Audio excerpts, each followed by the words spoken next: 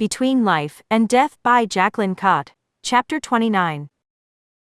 The carriage groaned as it struck something hard, protesting, rocking from side to side. I pressed my hand against the wall, stabilizing myself. When the ripple effect of the strike faded, I nodded towards the cloth sack tossed carelessly on the seat beside Arkin. "What's in the bag?" Arkin shifted a bored glance to it. "It's for the Queen." The mention of the Queen sent an uncomfortable chill down my back, a reminder of how close I was to enemy hands. "What's in it?" I inquired further, not expecting him to reply. Why would he divulge such information to me? "It's hair," he said blatantly, his honesty nearly just as shocking as his reply. "Hair?" I asked, my thoughts slowly drifting back to the girl. An image of her removing her bandana played in my mind. "Yes, hair," Arkin replied dully. "Was it from that girl?" I crossed my arms, annoyance hitting me as I connected the girl to the sack full of hair destined for the Queen. "The one you spoke with before we left." He paused, his gaze falling to my arms.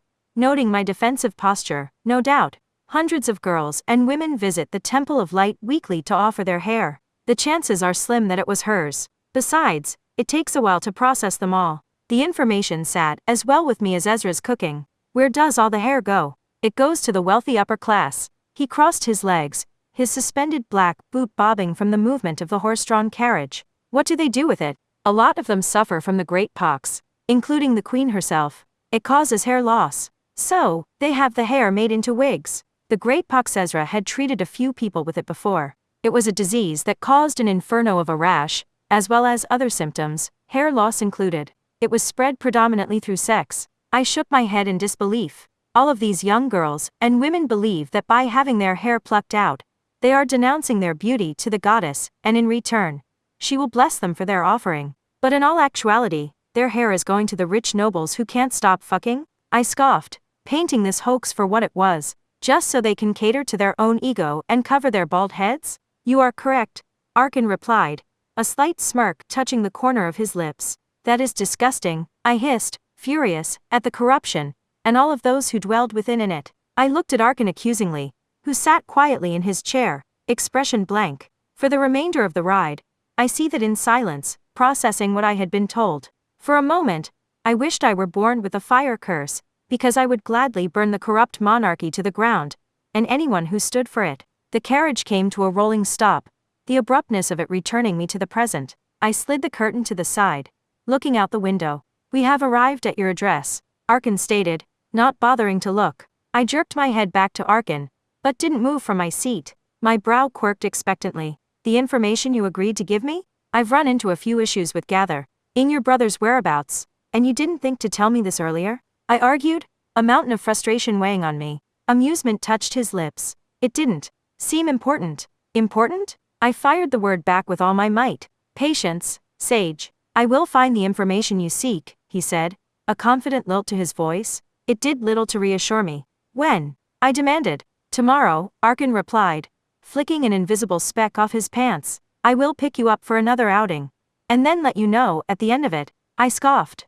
"That wasn't part of the deal." "No, I suppose it wasn't," Arkin answered with a slight careless shrug. "Regardless, you will agree to it." I hated the way he said it. Hated that he was right. I would agree to it because he was the only lead I had. "Fine," I grated. "When should I expect you next?" "Early tomorrow morning," he said, his honey brown eyes dancing like liquid fire.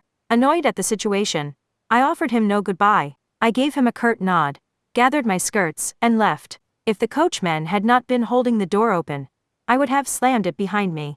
"And Sage," he called out as I walked away, "make sure you pack an overnight bag." The door swung closed, and the car, Riaj, pulled away. Mumbling a few unladylike words under my tongue, I stormed up the path. I had higher expectations for today, had hoped the king's advisor would produce the information I needed.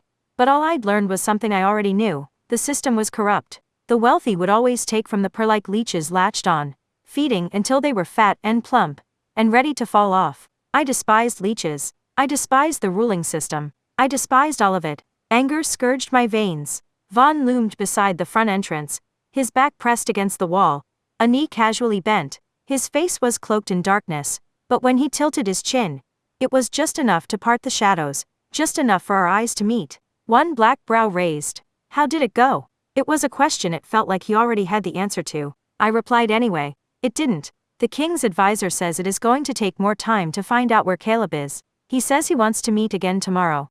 Vaughn's gaze flicked to the side as if he were blotting out a roll of tobacco he no longer wanted. I felt compelled to reach out, to touch him.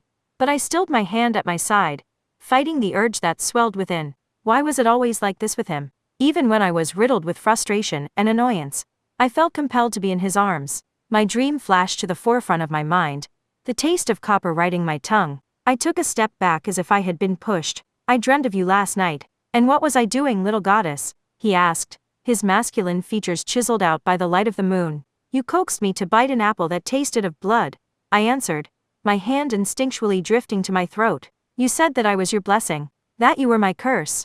My voice fell just above a whisper as I looked up at him and gestured to us both. What is this? Between us? Fate. And it sounded like the most logical thing I had ever been told.